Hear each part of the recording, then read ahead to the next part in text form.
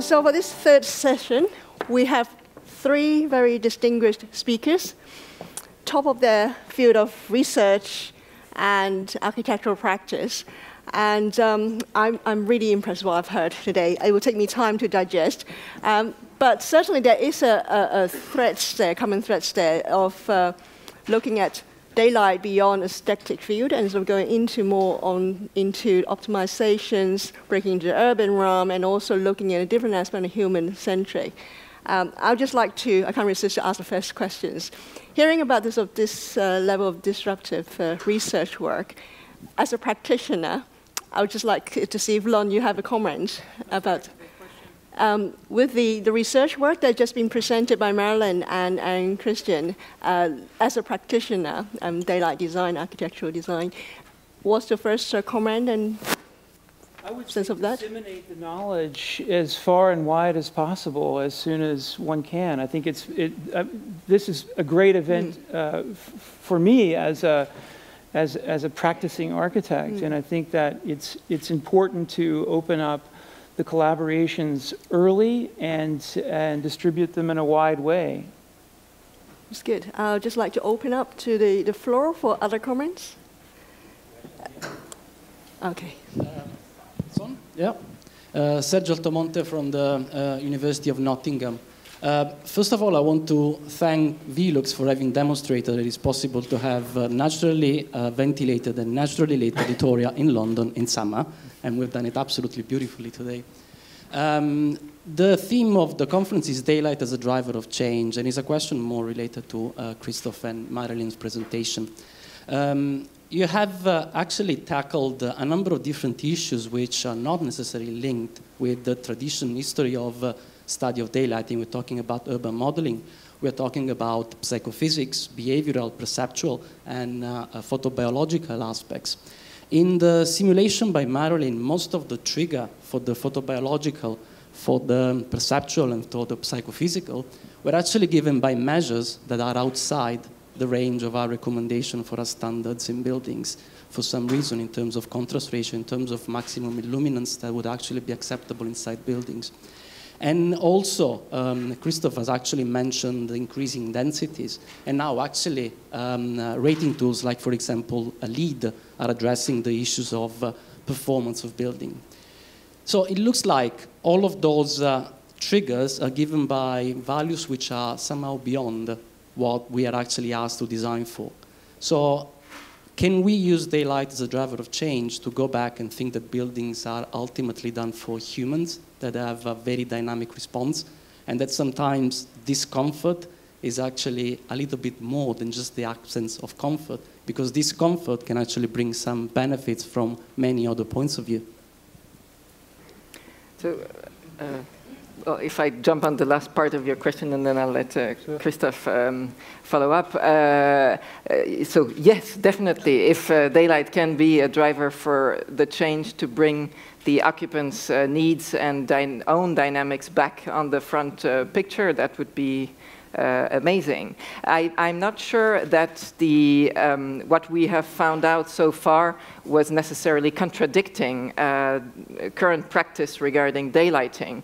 It's more that we better understand what has an influence and not. So, for example, for the non-visual effects, yes, we need a certain amount of ocular light exposure to trigger an effect, it's true, and of course, this was triggered in a 20-hour day in full bright sunlight, sure, and not in a 4-hour day, but it doesn't mean that something in between wouldn't trigger it as well. So the whole point is knowing that we spend all that time indoors, 90%, 95%, it depended on the speaker, but a lot of time, we would like to use these kinds of methods or means to assess performance as a way to make sure that we are not below what we should be exposed to, or what the level of comfort we should be granted.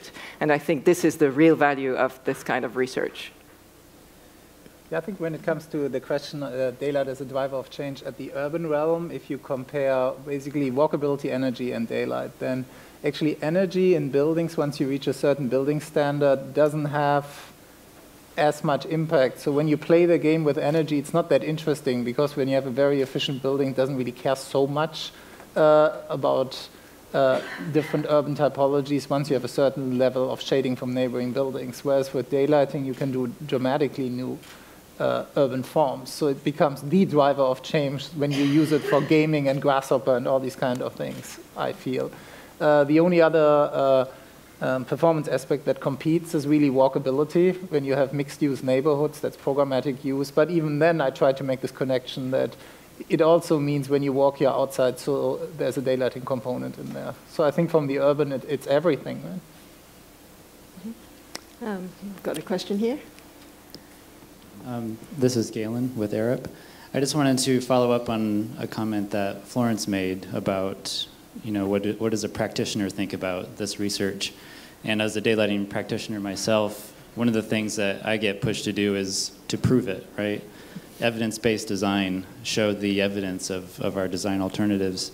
And one of the things that I think is still missing with the health and well-being part of daylighting is the metrics that we can actually use to quantify and improve that these designs are working. And so I think there's a lot of great research out there that's happening, and I think Marilyne showed some great direction towards developing those metrics. And I think that's something that I would like to see more of is, there's a reason that daylight factor is still being used because it's an easy metric to talk about. And I think that's still missing for the health and well-being. And I'm just not sure how close we are to getting there. How close we are. So, I mean, it is true that we are lacking metrics for non-visual effects also because the state-of-the-art in photobiology is not so advanced. Currently, most of the studies have been done at night when we produce melatonin, and that is measurable more easily than alertness, for example. We have some daytime studies, some polychromatic light studies, but a lot of them were done with monochromatic light, very controlled, of course, as we should be doing them. So there has to, we are waiting for more knowledge to be accumulated to really get into actual formal suggestions. But what we are trying to do is to move in parallel with the photobiology findings and progress to be ready with a workflow that already accounts for the fact that this is what we are getting from photobiology experts, and to build up a model as research moves on to be as ready as we can and sort of accompany the progress of photobiology findings. But basically what we know now is that if we lived outside, it's great for the health. And so as close as you can be to that is probably good for you.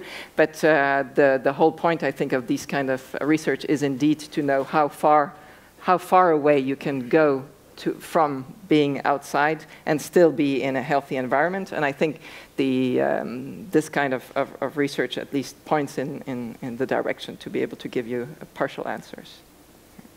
Okay. Could I say something to your earlier question, actually? Because I think when it comes to our research, daylight availability in deep buildings, then the usual subject as Arab, at Foster, and so forth use our tools. But I'm actually a little baffled. I don't know how you would use our tools when it comes to the residential building, right? Because the building is so small, daylight availability is really not the issue. Right? I think that's more a matter of being more climate responsive, and I don't know, then we get in the typical question of renderings. I don't know which render you use compared to reusing radiance, which sucks when it comes to trying to create great renderings. So there's this disconnect really, and how we overcome that, right? No, it's interesting. I mean, I think there are, it's always a question of scalability. And I think that it's probably true that at the scale that we're currently looking at, I mean, we've looked at some of the kind of analysis tools and sort of run those, and they're important. But maybe what's more important is principles that are developed at one scale can translate up to, let's say, for example, urban housing. So I would be really interested to know how to use your tool set to look at multifamily housing, yes, at the neighborhood level, but also at the single building level, or the 2 or 3 buildings, and think about the kind of the potential of the envelope to become somewhat more complex and allow outside in. Envelope is expensive.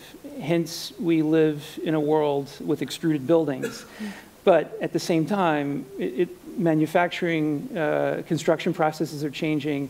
And I think if we can find that moment where that becomes possible, it could be amazing to look at multi-family housing and the relationships that we're talking about to nature, and look at the tools that you guys are producing to help drive that. Okay, good. Any other questions from the floor? There's a number here. I think there's the gentleman. Oh, okay. Hello. Hello. My name is Ferdinand Grapperhaus from Power Window. Here at the end of the, or almost at the end of the first day, having experts at the stage, I would like to ask a sort of a bold question. Whenever you are not focused on the screen and you're distracted from looking outside the window, because that's what we learned today, that sometimes it just happens. Do you ever wonder or fantasize of other possible ways that daylight could act as a driver of change in, as a solution in other world problems? To take as an example, while listening to this, and it's of course the focus on buildings and regulations on how to use or set regulations for a minimum amount of light or daylight in a building. Why not set regulation for a minimum amount of daylight during very important meetings between world leaders? What are your own personal fantasies of the impact of daylight in any of these, in whatever kind of topic you imagine when looking outside the window? Well, when I look outside, I probably think I want to be outside, which is why a lot of our effort really goes more and more towards outdoor thermal comfort and understanding that. I think we are at a pitiful state right now where we are often not sure which places are going to be used and why. I mean, there's an indication of lots of trees out there, biophilia, and just being able to control that in a way that people are actually using the space outside. If you look at the super dense cities that are built right now around Beijing, for example, you get really scared away, right? There is no opportunity to walk anywhere. So these are concepts where I think daylighting can be part of the argument.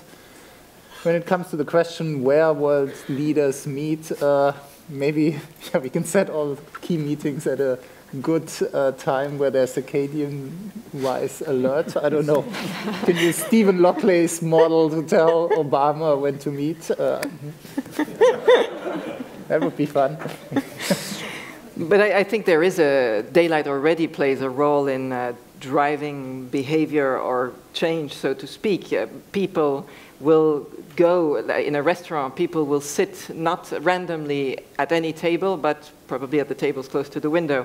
We saw this morning with the Emirates Pavilion that people would choose very precisely where they sit. We had the underground metro station where light was an attraction factor too. So we could use daylight because it has such a big effect on where we want to go or want to be, to drive how we use the space so as to use it in the best possible way, being in the right location at the right time when it's best for you, but also where you want to be at that time. And so this is probably an interesting point of view also from a practicing architect, is to try to make it so that intuitively you will want to be where you should be for your own well-being.